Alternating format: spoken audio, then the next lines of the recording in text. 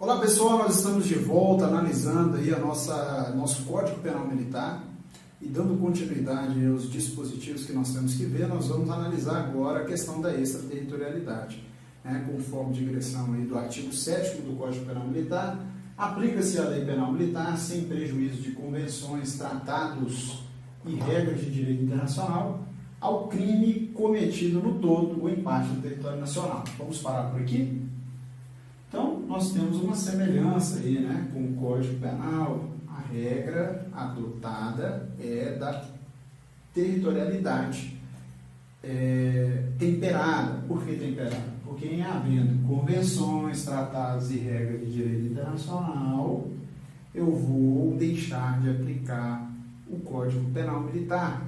É a mesma previsão que nós temos contida aí no Código Penal Comum em relação à territorialidade. Pelo princípio da soberania, os crimes que ocorrem dentro do território nacional serão julgados pela lei penal militar brasileira. Agora, se existe algum acordo, convenção internacional, nós vamos ter ressalvada a legislação brasileira e aplicada a lei internacional. Isso costuma cair em prova com a inserção da palavra independente de acordo ou sem exceções, aplica-se a lei penal militar ao crime cometido dentro do território brasileiro. Nós podemos citar como, por exemplo, uma aeronave, ainda que militar estrangeira, se ocorrer um crime militar dentro dessa aeronave, eu só vou aplicar a lei penal brasileira. Na verdade, a regra é que eu não aplico a lei penal brasileira, mesmo sendo território nacional, se a aeronave for estrangeira pública. Agora, se o crime ocorrer em lugar sujeito à administração militar e atentar contra as instituições militares, mesmo sendo estrangeira, mesmo sendo pública, eu vou aplicar a lei penal brasileira. Acerca do território estrangeiro, aplica-se a lei penal militar brasileira quando o crime no todo ou em parte ocorre no território nacional ou fora dele. Ainda que neste caso o agente esteja sendo processado ou tenha sido julgado pela justiça estrangeira. Olha só, nós não temos as regras de extraterritorialidade que temos no direito penal comum. Aqui não há que se falar em extraterritorialidade incondicionada e extraterritorialidade condicionada. É comum você ver na sua prova falando que o crime militar que ocorra fora do território brasileiro, eu vou aplicar a lei penal brasileira se o indivíduo entrar no território, se o fato for previsto como crime, se ele não foi julgado ou não foi absolvido. Sendo crime militar, mesmo ocorrendo fora do território nacional, eu vou aplicar a lei penal do Brasil. Por que isso? Porque as próprias estruturas referentes, em especial às Forças Armadas, exigem o deslocamento de tropa, seja em tempo de paz, seja em tempo de guerra. O Brasil participa de diversas missões de paz pela ONU. Então imagina que os militares, reunidos no Haiti, venham a cometer um determinado crime militar lá no Haiti. Então a responsabilidade penal aí vai ser julgada conforme a lei penal do Brasil. Tá certo? Então aqui não tem essa ideia de extraterritorialidade condicionada e incondicionada. Em se tratando de crimes que ocorrem fora do território nacional, nós teremos a extraterritorialidade incondicionada. Concurso para defensor público da União, CESP. Considerando-se a situação hipotética em que grupo de 20 militares, integrantes das Forças Armadas Brasileiras, em missão junto às Forças de Paz da ONU no Haiti, em concurso de pessoas com diversos outros militares, pertencentes às forças da Itália e da França, tenham cometido diversos crimes militares no Haiti. Está vendo bem aí? Nessa situação, a competência para conhecer, processar e julgar os crimes militares brasileiros, pelas infrações penais militares, é da Justiça Militar da União, cujo exercício jurisdicional é da capital da União. A gente ainda vai ingressar no estudo do direito penal, processual penal militar, para a gente analisar essas questões atinentes a crimes cometidos pelos militares federais fora da República Federativa do Brasil. É sim da competência da Justiça Militar da União e da circunscrição, atinente à capital, mas basta você saber, uma confirmação do que eu te disse há pouco, de que o crime militar praticado fora do Brasil por militar brasileiro será da competência da Justiça Militar castrense. Território nacional por extensão.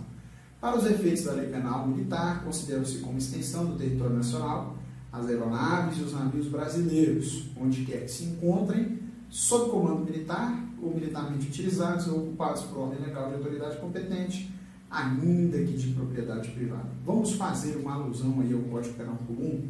Lá no Código Penal Comum, pessoal, nós temos 2 casos de território brasileiro por extensão.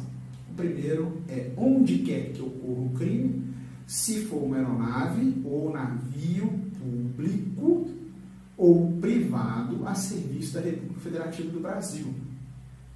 E no segundo momento, ainda que privado, se o crime ocorre em águas internacionais ou no espaço aéreo correspondente, porque território, águas internacionais ou o espaço aéreo correspondente a essas águas é considerado território de ninguém. Aqui no direito penal militar, pessoal, não. Se o crime ocorrer a bordo de uma aeronave ou a bordo de um navio, eu não vou analisar se o navio ou a aeronave é público ou privado. Tanto faz. Basta que eu consiga preencher um dos requisitos que eu vou citar aqui, ó. Estar sob comando militar, estar militarmente utilizados ou ocupados por ordem legal de autoridade competente. Olha só, quando um navio está sob o comando militar, significa dizer que o responsável pelo navio naquele momento é um militar. Quando o militar militarmente utilizado, às vezes não tem nenhum militar ali dentro, mas aquele navio está ocupado, né, por uma utilização militar. E no último caso, ocupado por ordem legal da autoridade. Então, para fins de prova, você tem que se ater que não interessa se o navio é público ou se ele é privado. Se ele está sob comando militar, militarmente utilizado ou ocupado por ordem de autoridade competente, no caso, autoridade militar, se ocorrer um crime a bordo dele, onde quer que ele se encontre, nós teremos a aplicação da lei penal militar.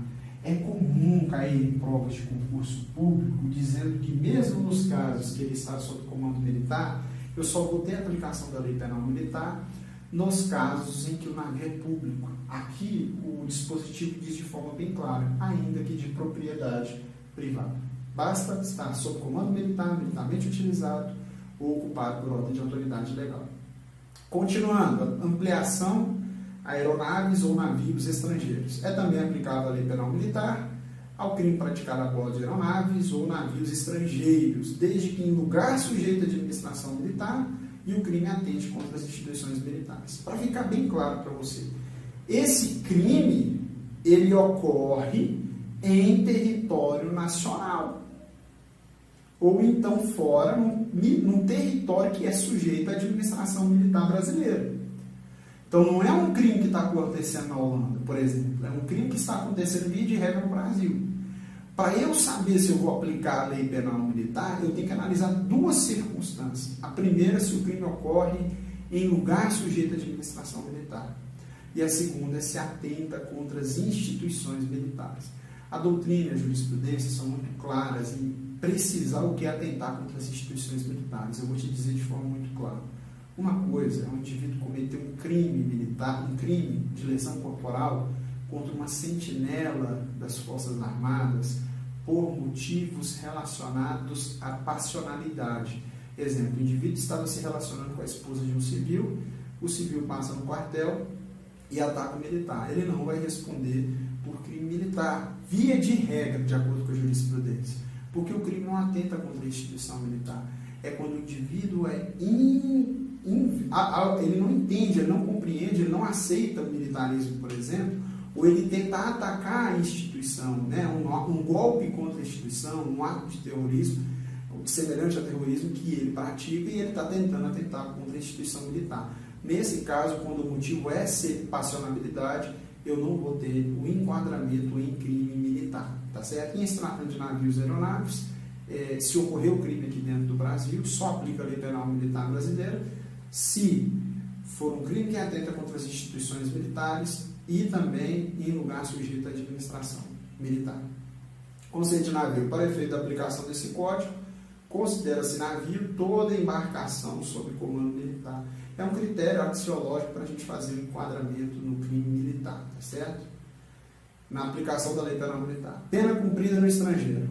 mesmo sabendo que o legislador estabelece que a extraterritorialidade incondicionada ela é uma regra no direito penal militar, para evitar o bis in idem, a punição duas vezes pelo mesmo fato, o legislador prevê de forma específica e clara que se o indivíduo for condenado por algo que é considerado no Brasil crime militar e lá cumprir pena, aqui no Brasil nós vamos ter que utilizar os institutos da atenuação e do cômputo. Olha só, imagina que o indivíduo é condenado a 10 anos de uma pena privativa de liberdade no estrangeiro. Cumpre as 10 anos e no Brasil ele é condenado a 15 anos. Ele já cumpriu 10 anos, faltariam 5. Então nós vamos falar que se as penas forem da mesma natureza, eu vou computar na pena privativa de liberdade aplicada e cumprida esse prazo já cumprido, restando apenas de cumprimento 5 anos. Mas há situações que a pena é de espécie diferente. Às vezes no exterior pode ter uma espécie de pena que ela não se assemelha à pena prevista no Brasil. Então, nesse caso, eu vou falar em atenuação. Por exemplo, eu posso atenuar 1/5, 1/3, e assim sucessivamente. Então, penas da mesma espécie, eu computo o período já cumprido, e penas de espécie diferente, eu atenuo a pena imposta. Militares estrangeiros. Os militares estrangeiros, quando em comissão ou estágio nas Forças Armadas, ficam sujeitos à lei penal militar brasileira, ressalvado o disposto em tratados ou convenções. Pessoal, a ideia de comissão ou estágio pressupõe que aquele militar, por ser militar, continua submetido às regras de hierarquia e disciplina, mesmo servindo em outra força temporariamente. Então, imagina que um militar das Forças Armadas dos Estados Unidos venha fazer um curso de selva aqui no Brasil. Durante o período em que ele está acoplado à Força Militar Brasileira, via de regra, ele vai se submeter às regras do Código Penal Militar. Se em uma determinada circunstância ele cometer um fato previsto como crime militar, ele será julgado pela Lei Penal Brasileira. Qual a exceção? Se houver um acordo, ou uma convenção internacional prevendo de forma diversa, esse militar ele não será julgado pela Lei Penal Brasileira, Lei Penal Militar Brasileira. Mas, desculpem, de caso a caso, nós precisamos analisar a situação concreta para avaliar qual a lei penal que será aplicada, a Lei Penal Militar, via de regra, a brasileira. Equiparação militar da ativa. O militar da reserva, o reformado, empregado na administração militar, equipara seu militar em situação de atividade para o feito de aplicação da lei penal militar. Pessoal, basta você entender o seguinte: lá no Código Penal Militar, no artigo 9º, nós temos as circunstâncias de crimes que são cometidos por militares da ativa, contra civis, reformados e contra militares da reserva. E nós temos as circunstâncias de crimes cometidos por militares da reserva ou reformado ou civil contra militares da ativa. Aqui, simplesmente quer te dizer que os militares que são da reserva ou reformado, quando eles forem novamente incluídos no serviço ativo para funções militares, eles serão considerados como militares da ativa para fins de aplicação da lei penal militar. O único cuidado, o entendimento doutrinário e jurisprudencial acerca desse tema é que o exercício do novo cargo que o militar da reserva ou reformado vai desempenhar tem que ter um caráter militar. Então, por exemplo, o indivíduo é policial militar em Minas Gerais, vai para a reserva e retoma as suas atividades de policiamento ostensivo ou de policiamento dentro do Copom, realizando aí as chamadas telefônicas, o despacho. É atividade tipicamente militar que militares da ativa desempenham. Então, ele será submetido a essa disposição. Agora, há hipóteses em que o militar ele assume, ainda que dentro da administração militar, uma função predominantemente de caráter civil. Ele faz um contrato temporário para realizar a manutenção em equipamentos de computadores. Então, nesse caso, eu não posso falar que vai haver aplicação da lei penal militar, como se fosse militar da ativa nesse caso. Fiquem atentos a isso. Militar da reserva reformado. O militar da reserva, o reformado, conserva as responsabilidades e prerrogativas do posto ou graduação para o efeito da aplicação da lei penal militar, quando pratica ou contra ele é praticado crime militar. O que isso quer dizer? Quer dizer que o militar da reserva ou reformado tanto não deixa de ser responsável pelas suas condutas, né? Havendo uma conjugação do artigo 9 que nós vamos ver com os artigos da parte especial, bem como não pode deixar de ser vítima nas hipóteses em que a lei assim prevê. Então, por exemplo, se o indivíduo pratica um desacato a um militar reformado ou da reserva, ele pode ser enquadrado num desacato a superior, por exemplo, um soldado que desacata um militar da reserva, ou então pratica uma violência contra um militar da reserva que é seu superior. No caso concreto, ele vai ser enquadrado no tipo penal e a condição de superior ou a condição de inferior vai ser levada em consideração tanto para enquadramento como ato criminoso, como colocação na circunstância de vítima. Defeito da incorporação. O defeito do ato de incorporação não exclui a aplicação da lei penal militar, salvo se alegado ou conhecido antes da prática do crime. Pessoal, o que é isso aqui? Nós temos um crime de insubmissão, né, previsto aí no artigo 183 do Código Penal, que consiste aquele indivíduo que ele é selecionado para servir as Forças Armadas e ele deixa de se apresentar no prazo previsto em lei. É o que a doutrina chama de um crime tipicamente militar. Por quê? Via de regra, não se aplica o direito penal militar por meio de crimes propriamente militares ao civil. Mas nesse caso específico, é um crime que não está previsto no Código Penal, não está previsto na legislação penal especial, está previsto só no Código Penal Militar. É o que nós denominaríamos de crime propriamente militar. No entanto, o crime propriamente militar, ele só tem como sujeito ativo o militar. Então, o Henrique Giuliani, entre outros doutrinadores do direito penal militar, eles falam que esse seria um crime tipicamente militar. Vamos à redação do artigo. Deixar de apresentar-se o convocado, a incorporação dentro do prazo que lhe foi marcado, ou apresentando-se, ausentar-se antes do ato oficial de incorporação. Pena e impedimento de 3 meses a 1 ano. Então, nesse contexto, pessoal, se ele já fosse militar e se ausentasse do local, por exemplo, por mais de 8 dias, ele seria enquadrado no crime de deserção. A insubmissão é uma punição para aquele que não pode ser enquadrado no crime de deserção, porque não é militar ainda. Então, o indivíduo é convocado e não se apresenta, ou depois de apresentar, ele se ausenta antes do ato oficial de incorporação, ou seja, ele não é militar ainda. Só que o que ocorre? Em algumas hipóteses, a lei, na verdade, a lei de incorporação, não sei se é assim que se fala das Forças Armadas, prevê que em alguns casos o indivíduo ele não é obrigado a incorporar-se às Forças Armadas. Eu vou te dar um exemplo bem claro.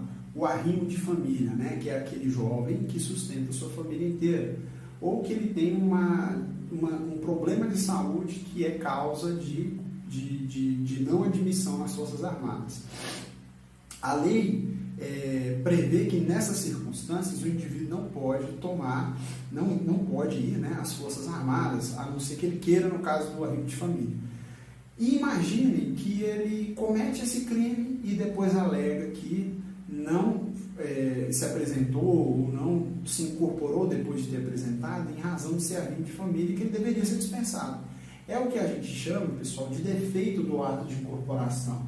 A lei fala que não vai aceitar como alegação da exclusão da culpabilidade por inexigibilidade de conduta diversa, por exemplo, a alegação de defeito de ato de incorporação.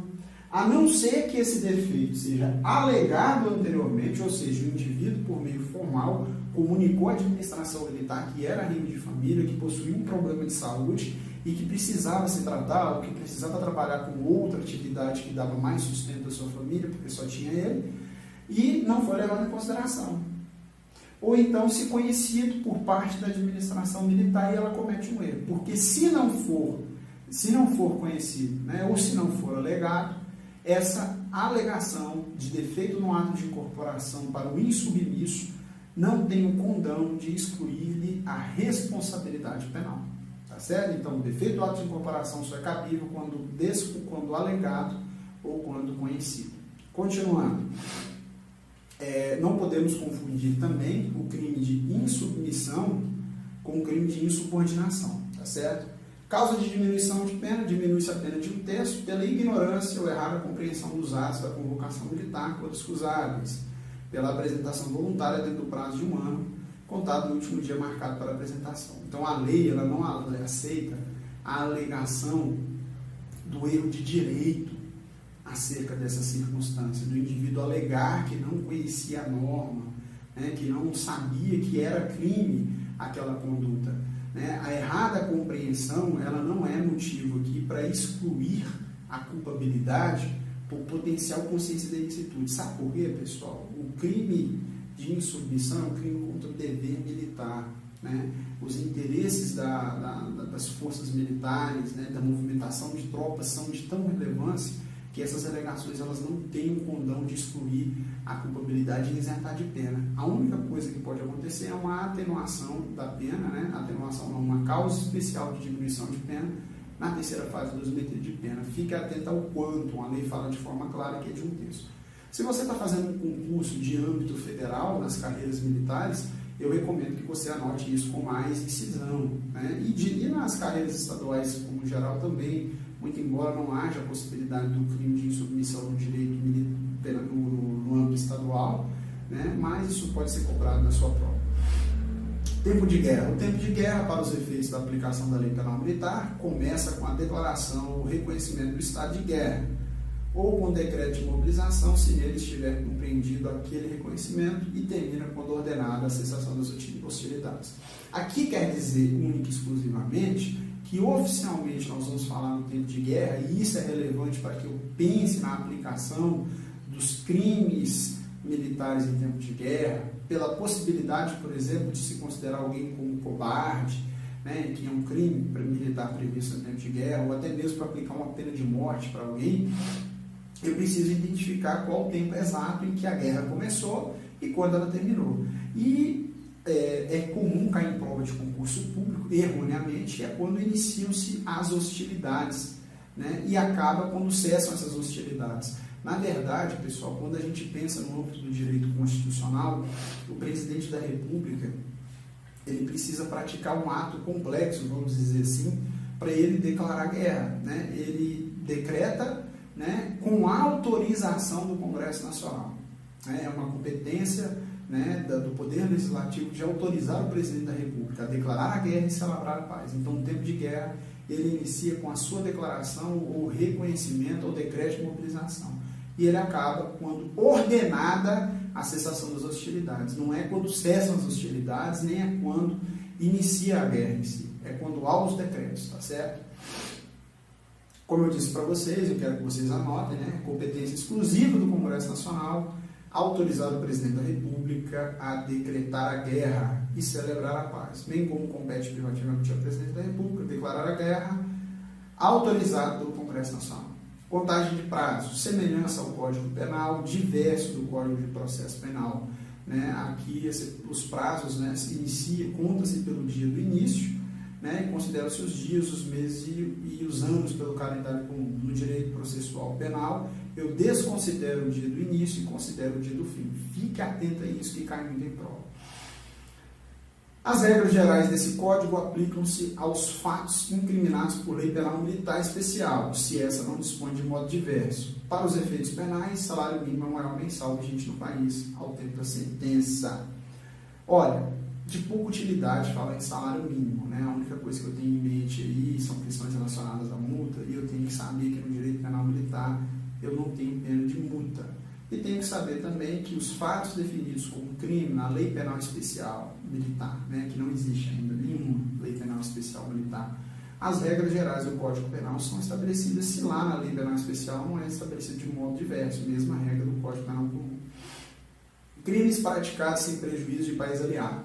Ficam sujeitos às disposições desse Código os crimes praticados em prejuízo de país em guerra contra país inimigo, se o crime é praticado por brasileiro, se o crime é praticado no território nacional ou em território estrangeiro, militarmente ocupado por força brasileira, qualquer que seja a agente. Significa dizer, pessoal, que eu vou considerar que um crime que ocorreu em outra soberania, onde não deveria ocorrer a aplicação da lei penal militar brasileira, eu vou aplicar em razão de ter sido praticado o crime em prejuízo de um país aliado. Se for praticado num território militarmente ocupado, né, por força brasileira, qualquer que seja o agente, ou não sendo ocupado por força militar, se for praticado por um brasileiro.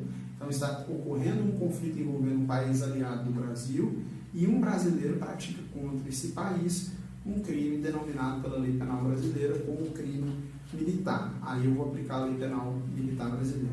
Infrações disciplinares. Este código não compreende as infrações dos regulamentos disciplinares. O que significa dizer isso, pessoal? Significa dizer única e exclusivamente que não é permitido que eu crie responsabilidade no âmbito administrativo com base nas figuras típicos penais militares. Além disso, eu não posso aplicar as excludentes de ilicitude previstas no Código Penal Militar para as infrações disciplinares. É necessário que cada órgão militar tenha uma disposição legal própria, prevendo quais são as condutas que são consideradas infrações disciplinares militares, o processamento, as circunstâncias que excluem as responsabilidades, as causas atenuantes e as agravantes. Eu vou te dar um exemplo. Em Minas Gerais, nós temos um Código de Ética e Disciplina dos Militares do Corpo de Bombeiros e da Polícia Militar. Essa norma, de forma muito clara, prevê quais são as condutas que são consideradas infrações, como se dá o processamento, quando que eu excluo a responsabilidade, né, por uma circunstância justificante e quando eu tenho circunstâncias agravantes e atenuantes. Eu não posso pegar uma cláusula que exclui a ilicitude aqui e aplicar diretamente a infração disciplinar militar. É comum isso acontecer. Acontece, inclusive, em algumas soluções de procedimentos administrativos que eu já vi, o pessoal alegando fundamento no Código Penal Militar. O Código fala de forma clara, eu não aceito isso. Crimes praticados em tempo de guerra. Né? A lei fala que, né, a gente tem que lembrar que é necessário o decreto de mobilização, o decreto de reconhecimento, e para acabar o tempo de guerra é o decreto que determina a cessação das hostilidades. Então, para os crimes praticados em tempo de paz, né, vai se aplicar em tempo de guerra, né, mesmo os crimes previstos no manual do Código Penal Militar para o tempo de paz, bem como os previstos em tempo de guerra, havendo a subsunção do fato previsto como crime, né, ao tipo penal, eu vou falar que houve crime militar. E a aplicação da pena, né, conforme a digressão do Código Penal Militar, eu vou ter um aumento de pena de 1/3. Aos crimes praticados em tempo de guerra, salvo disposição especial, aplicam-se as penas combinadas para o tempo de paz, com aumento de 1/3. Cuidado que na sua prova esse índice normalmente é cobrado com aumento de pena da metade, com aumento de pena de 1/6, com aumento de pena de 2/3. É importante você marcar isso para o seu estudo na sua casa. Esse detalhe aí sobre o assemelhado, pessoal, antigamente haviam pessoas que trabalhavam nos ministérios militares, nas forças armadas, e elas recebiam aí prerrogativas de postos, de graus hierárquicos, padrões de remuneração e vencimento. Com o advento da Constituição Federal, houve a necessidade de que essas pessoas fossem reguladas por lei própria, e inclusive decisões judiciais, né, o recurso em sentido estrito, que vocês estão vendo aí de 1985, já determinava que civis não receberiam tratamentos e enquadramento como militares. Isso não quer dizer que civis não cometam crimes militares. Na Justiça Militar da União isso é bem possível. A única análise que nós temos que fazer é que no contexto do crime militar praticado por civil, eu analiso o artigo 9º com base no que pode ser aplicado ao civil. Né? Civil contra militar, desempenho de função de atividades de preservação da ordem pública. Contra militar da ativa e lugar sujeito à administração militar, né? Em acantonamento, em acampamento, em formatura. Então, esses detalhes eles precisam ser observados. Mas eu não vou considerar o civil, né, que a gente chamava de assemelhado, como militar em hipótese alguma, tá certo?